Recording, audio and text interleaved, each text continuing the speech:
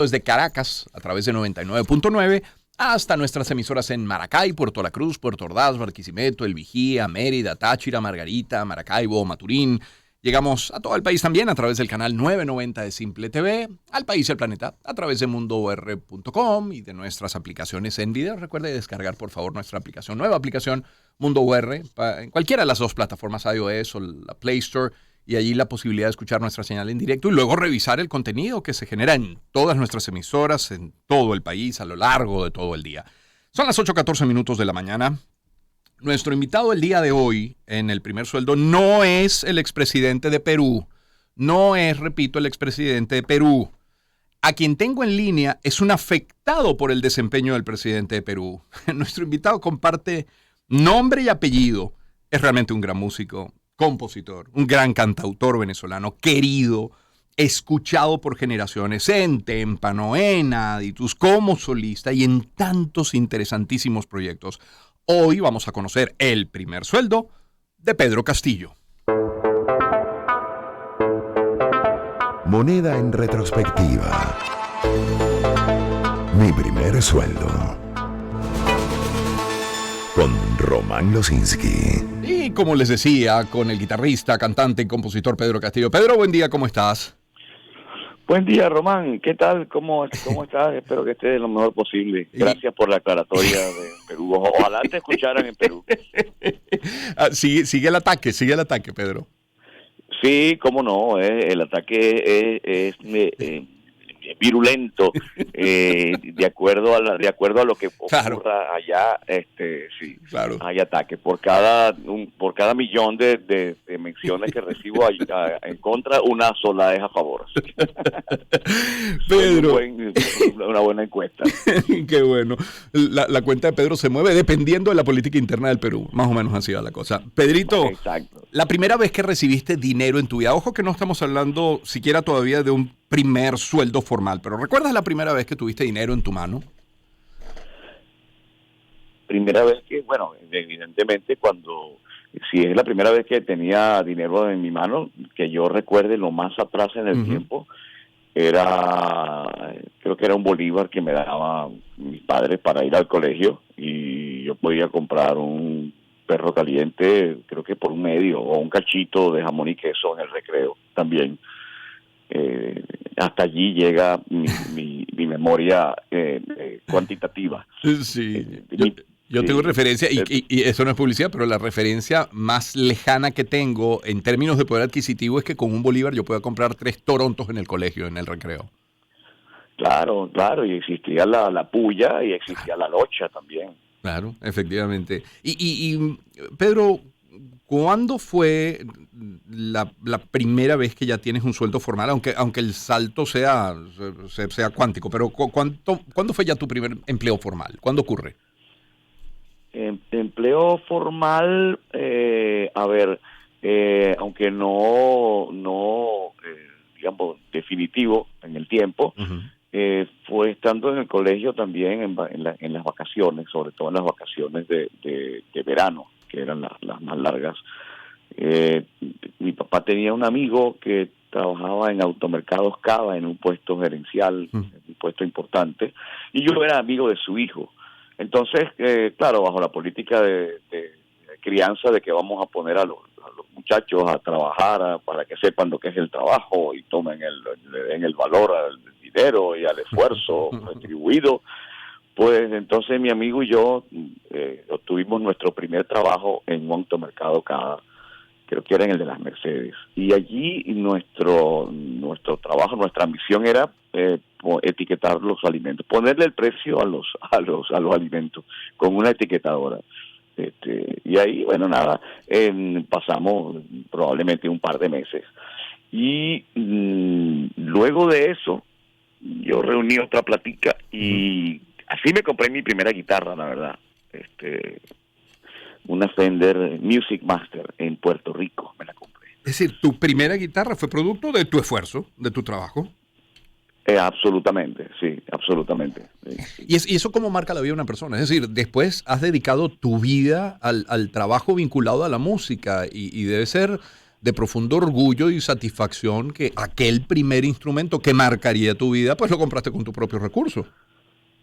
Sí, hay algo, nunca me detengo a pensar en eso, pero definitivamente hay algo que se va, tú sabes, como gestando, ¿no?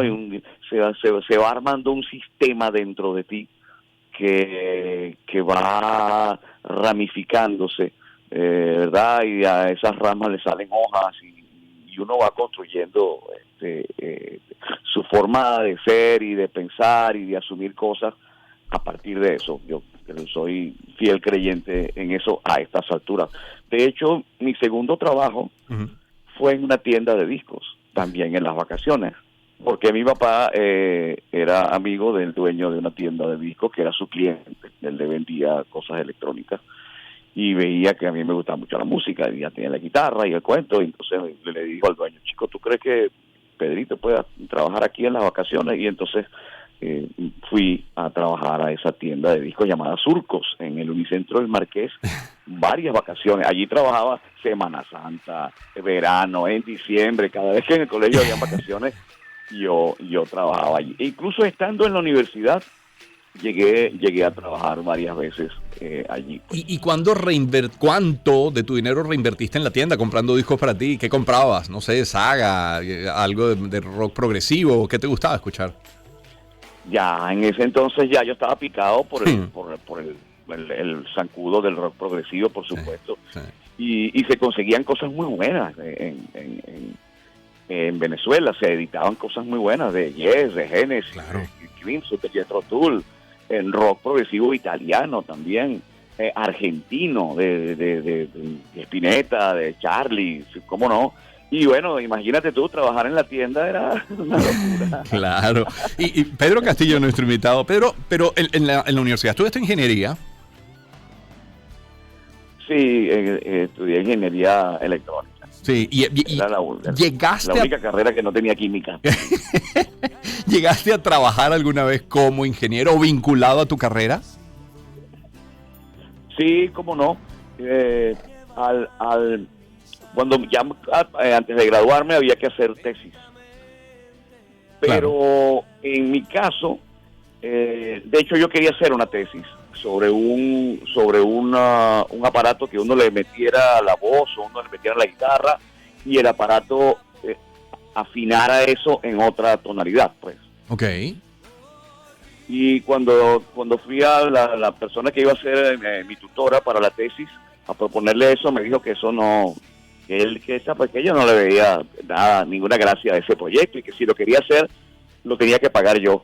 Entonces, pregúntale hoy a un reggaetonero si era valioso o no valioso tu aporte. Exactamente.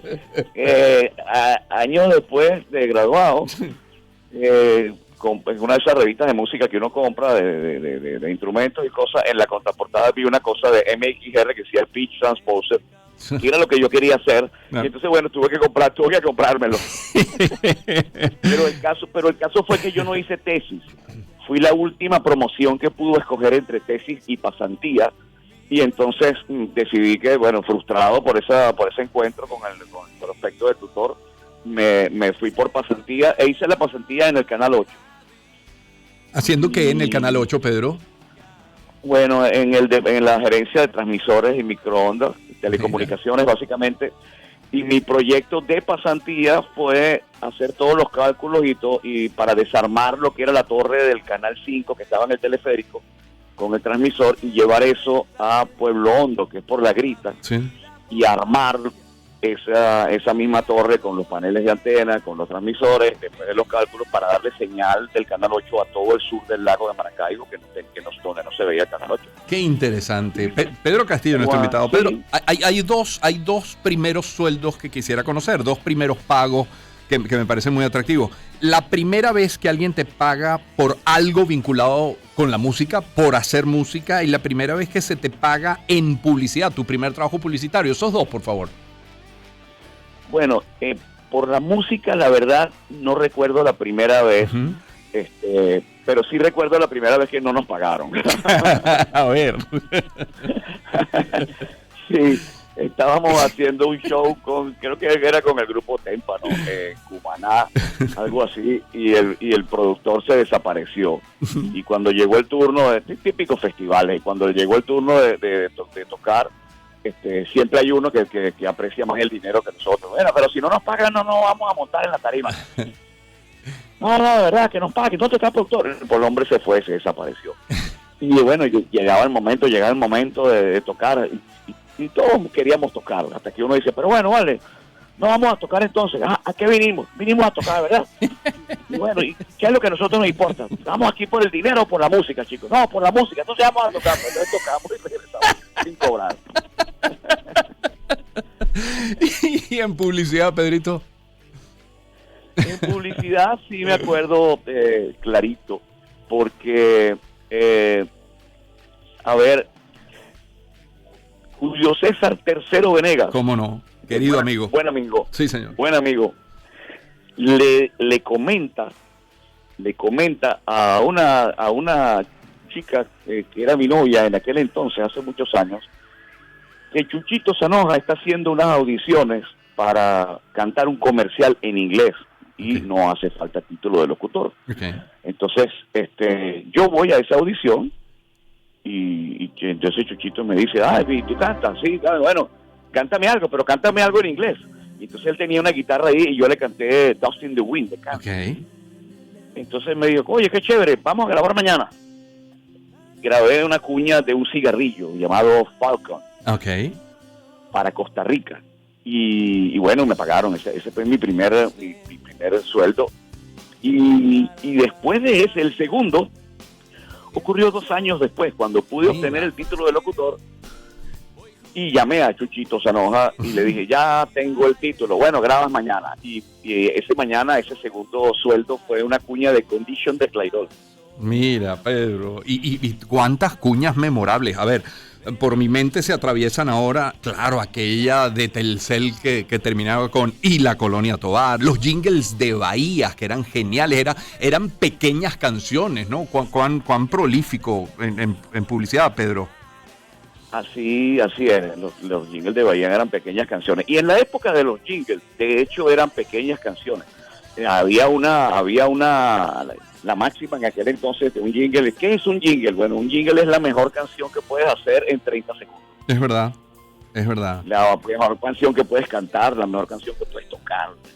¿Y ocurrió alguna así, vez, así Pedro, funcionaba. y ocurrió alguna vez que creando, que componiendo, estuvieras componiendo un jingle que decidieras, no, mira, ¿sabes qué? Esto lo voy a aprovechar mejor para una canción, o viceversa, que estuvieras componiendo algo y dijeras, oye, esto me sirve como jingle para esta otra marca? ¿Pasó en alguna ocasión? Lo que ocurre a veces, o sea, sí pasa, pero en mi caso, que yo comencé a hacer música mucho después. Yo empecé primero como cantante, locutor, y después me llamaban para hacer música. Pero ocurre, ¿qué pasa? Que de repente haces un jingle o haces una música y el cliente o la misma agencia te puede decir 2 cosas. O sí o no. Sí, claro. Si dice sí, todo sigue hacia adelante. Si dice no, pues tú puedes hacer 2 cosas, o no haces más y dejas que otro músico haga el trabajo, o sencillamente haces una segunda opción. Entonces, cuando tú tienes música que ha sido rechazada para un propósito particular, como un producto X, esa música todavía tiene vida, y esa música lo que hace uno, no lo hago yo solamente, sino otros músicos hacen lo mismo también, tú las vas guardando. Y de repente las revisas, o de repente llega otro comercial y dice, oye, pero esta música que me rechazaron para esta, no sé, para este jugo de naranja, me funciona para este banco. Claro. Y sucede con bastante éxito, déjame decir. Pedro, hablando de éxito, Pedro Castillo, nuestro invitado, ¿cuánto has podido mantener de tu trabajo en la música y en la publicidad desde que vives en Estados Unidos, que ya son varios años, ¿no?